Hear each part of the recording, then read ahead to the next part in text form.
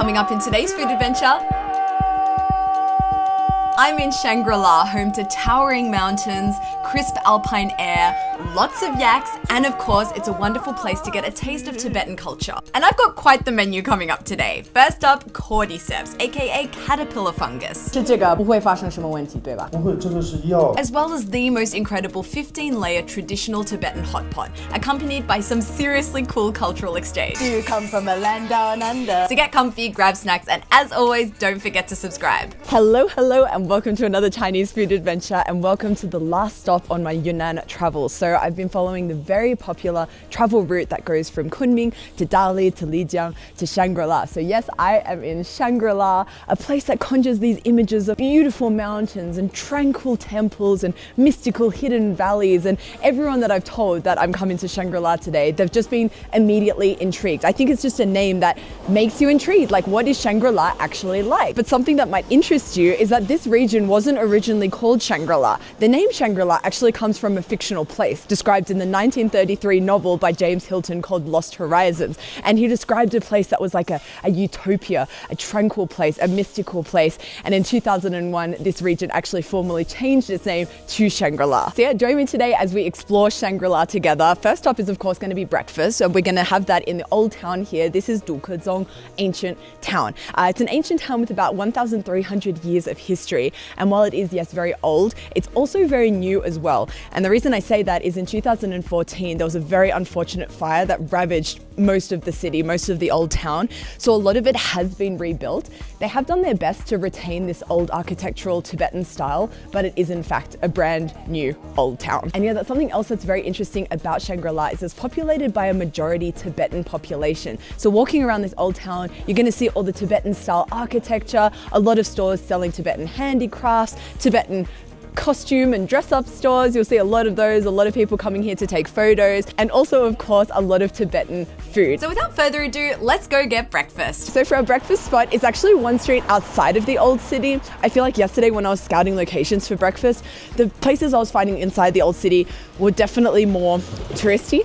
And even just one street outside felt a little bit more down to earth, so that's what we're doing today. For breakfast this morning, of course, I'm going to be trying the classic Tibetan combination of suyo cha and zamba. Suyo cha is yak butter and yak milk tea. 酥油茶就是那个酥油。 A lot of yak butter going in there. Then tea is added, some salt, then it's blended all together with fresh yak milk. And this is how it looks. Traditionally, it's paired with this here, zamba. It's a powder ground from qinghe, which is highland Tibetan barley. It's a grain that grows at really high altitudes, and I've been told it's used a lot in this region for different kinds of carbs in different kinds of ways. This method is particularly interesting. Basically, she adds some of that barley powder to my bowl, and then some suyo cha is added. Then she mixes it up with chopsticks. 手洗干净了，然后用手来捏，这样。那这么多吗？可以的，可以的， Then you just use your hands to make it nice and compact, and then you just eat it. 直接可以吃一点，然后喝个酥油茶。好好吃。这样子就是这个吃。好吃。谢谢啊。谢谢。I think it reminds me of a healthy cereal, like a all bran kind of cereal, good for the digestive system, those kind of cereals. It's like a grainy taste, not sweet.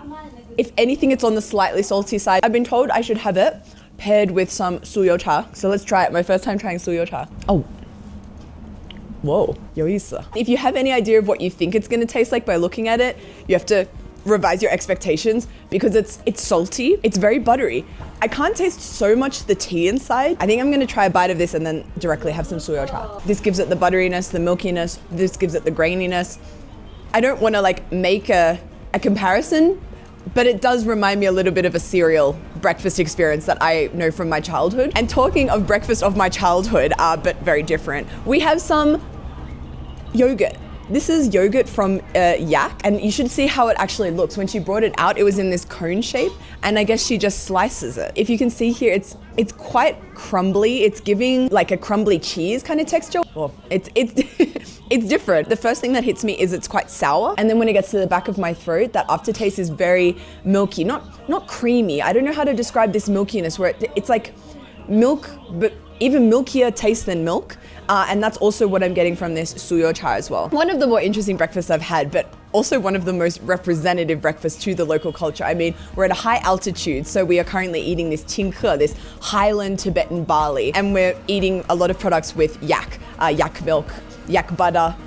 There's a lot of yaks in this region. I'm sure we'll see a few today. Oh my gosh, look. Does this count as my first yak of the day? That's so cute. But before we go out looking for some real yaks, let's explore this Dukezong ancient town a bit more. Fun fact, it's one of the highest altitude ancient towns in the world. Right now we are at around 3,200 meters above sea level. And my friend, she's actually very worried for me. She told me, don't speak too fast, otherwise you're gonna get altitude sickness. I've seen quite some people in town, like with their oxygen tanks. You just buy in a supermarket some oxygen and just breathe it in. But although I'm doing my best to take it easy, there's also something really cool at the top of this hill. So I guess let's get climbing. So this here is what I've been told is the world's largest prayer wheel. It's 21 meters high. I thought I'd stand here to give you an idea of its scale. And it said if you're able to spin it 3 times, you're protected from sickness or misfortune for the rest of your life. But here's the catch. It weighs 16 tons, but let's see. Oh wait, I have to do it clockwise. I also learned that. Which way is clockwise? Clockwise, this way. Okay, nope. Nope. I think I gotta wait for some more people to come. That's really heavy. I found some friends and we're gonna try 3 people. Can 3 people move this prayer wheel? Nope.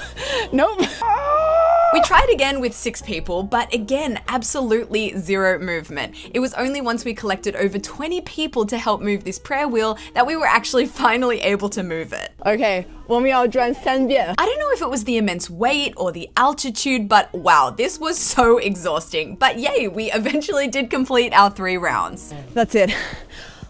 But there's a lot more to Shangri-la than just Dukezong ancient town, so let's get out there and explore a bit. Quite honestly, this Shangrila area is massive and it's definitely a place that warrants at least 3 or 4 days kind of exploring. There's a lot of walking routes that you can take that I'm definitely interested to do when I come back next time. But there are a few things that you can see within like an hour's drive. And I'm gonna try and see as much as possible to give you guys an idea of like what you could actually feasibly do in a day trip in Shangri-La. The first stop, which is about a 30-minute drive from the old town, is Pudacuo National Park. And it is absolutely massive. I've just read online that it's actually 1,300 square kilometers it covers. And we've just been driving through already for about 10 minutes and it just keeps going and going. The scenery is absolutely gorgeous. We have mountains, we have snow-capped mountains, we have a lot of little alpine lakes. I've also been told that every month has a different kind of scenery here. So at the moment you can see it's a bit more on the brown, earthy color side, but if you come in summer, it's apparently just completely green. So it really depends what season you come as to what kind of scenery you're gonna see. And actually I've learned that in this national park in general, it's a huge biodiversity hotspot. You can actually find more than 20% of China's whole plant species and also over 1/3 of its mammal life and bird life. And on the subject of wildlife, you'll spot so many yaks in the national park here, just hanging out. But you won't find them just inside the park, you'll see yaks everywhere in this region. Most commonly, you'll see them just chilling by the side of the highway. At this point, we've seen so many yaks, I thought, may as well try some. So I found a local Tibetan restaurant where I noticed they have a lot of yak on the menu. Yak seamed buns, yes please. This here is the owner. He was so incredibly welcoming and even asked if I'd like to taste some of his homemade spirit mix. Guys, look what I've just noticed is inside. It's a caterpillar fungus. Oh wow, this is my first time being up close and personal with this caterpillar fungus or cordyceps. If you've seen the television show The Last of Us, it's based on this cordyceps, except in that world, it invades humans instead of caterpillars. Basically what happens is this parasitic cordyceps fungus will enter the body of the host. In this case, it's a caterpillar. As it grows, it eventually kills the host and sprouts from the body, emerging as a long finger-like stalk, ready to release spores and start the cycle again. It's super expensive because A, it only grows at over 4,000 meters altitude, B, it only occurs naturally and can't be cultivated, and C, it has many medicinal properties. This one had me very nervous to try. On one hand, I couldn't believe the generosity of this kind man and definitely didn't want to waste this delicacy. But at the same time, I definitely wanted to do some research of my own first. What a cocktail! Cordyceps mushrooms are generally thought to be safe to eat, consume. Possible negative side effects can include upset stomach, nausea, and loose stools. Okay, I don't know. Maybe I'll just leave this for later. Oh, Chinkamyan Lila, Sisini. We have a 2-in-1 special here. Not only are we trying the barley noodles, like a local specialty. I mean, this morning we had the barley zamba. This is another way that it's used in noodle form. And on top, we have yak. Some yak barley noodles. Cannot get more local than that. I mean, in the flavor department, it's definitely more subtle. which gives me room to appreciate the taste of those noodles. They actually have their own taste. Slightly cinnamony, nutmeggy. I don't know why, but they taste a little bit like that. As for the yak meat, I have to say, for my palate, I wouldn't, if you put like some yak meat in front of me and some beef in front of me, I don't think I'd be able to distinguish between the two. It's almost like a even beefier beef. Also got myself a small serve of the yak meat baozi. Or as they're known also, momo or more. 藏语我就会说馍馍。More. So I've dipped it in this la jiao, this chili sauce, and inside is yak meat. Oh, they're good. Really fluffy bun. Inside the meat is very tasty, very meaty. But what really brings it together is this sauce, which is not very spicy, but it has the unmistakable taste of Sichuan peppercorn. I feel like in this area, they use a lot of Sichuan peppercorn. I'm loving it. And for dessert, we have our cordyceps. 吃这个不会发生什么问题，对吧？不会，这个是药。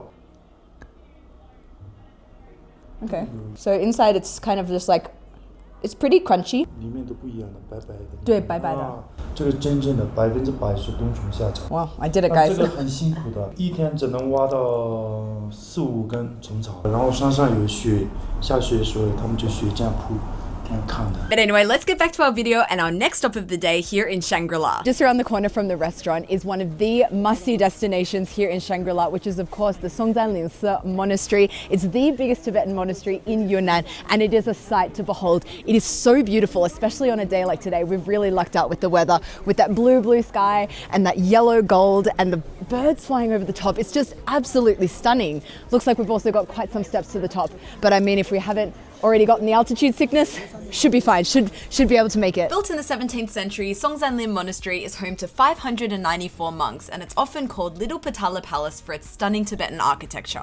Inside, you'll find golden statues and colorful murals which tell the stories of Tibetan Buddhism. But you'll have to come and see that for yourself because I didn't film anything inside. I just wanted to take it in slowly and respectfully without my camera. By the time I left the monastery, the weather had completely turned and it actually started to snow. Basically perfect timing for our next indoor activity. 欢迎来松林藏香扎西德勒。 This is a hada, and it's the way the Tibetan people will welcome their guests. 你们外面是送花一样，藏族人是要送这个哈达，吉祥的意思。谢谢。扎西德勒。 Guys, I'm so excited to be able to introduce you to Jiang Tang. He's a 5th generation inheritor of an intangible cultural heritage, which is incense making. I'm a huge fan of incense. Diao and I pretty much every night are putting on some incense. It's so relaxing.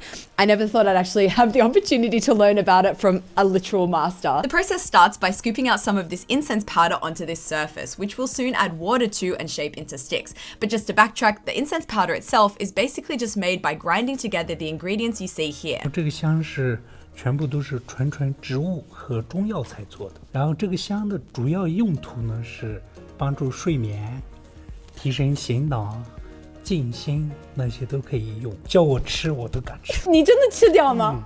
我建议别人不吃。不吃。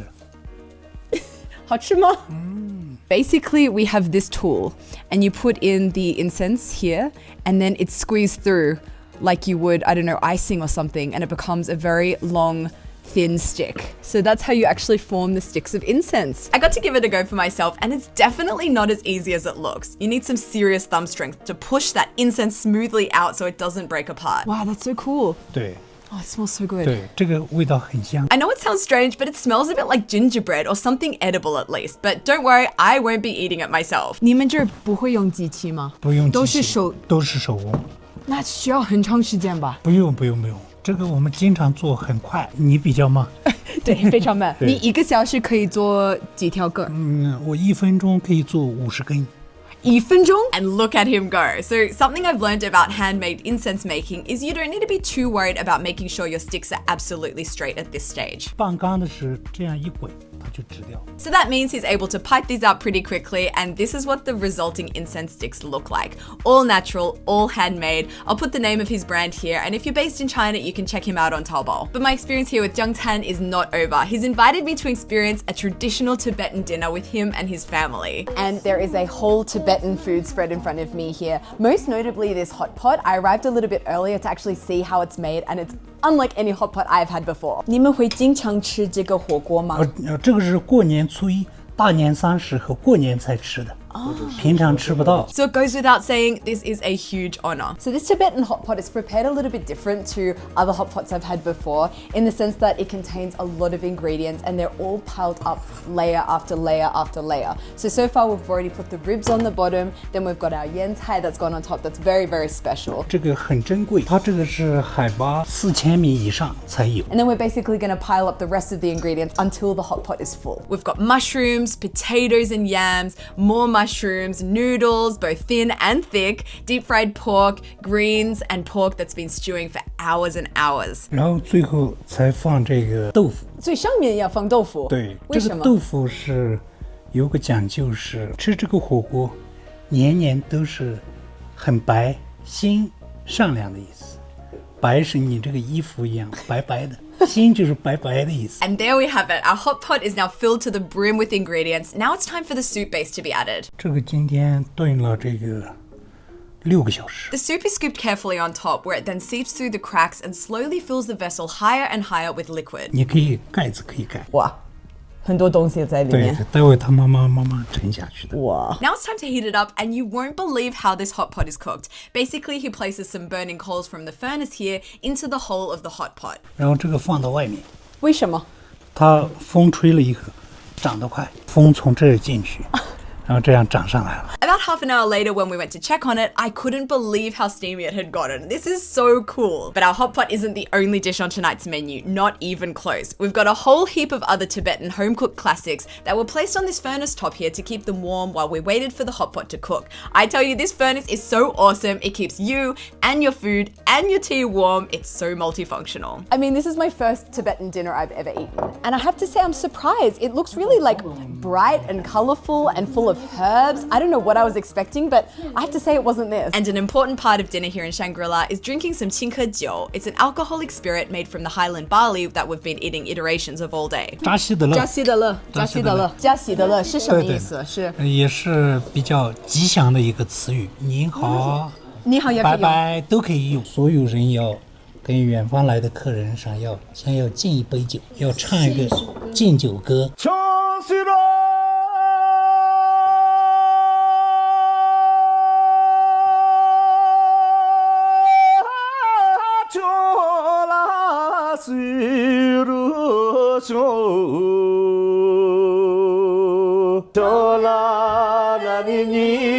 你把真情把马扎片，阿西亚多拉，扎西德勒，呀熊呀呀熊呀熊，7岁9岁阿拉9岁。哇哦，澳大利亚的歌，澳大利亚的歌，你要听澳大利亚的歌？我们很想听，我们没听过。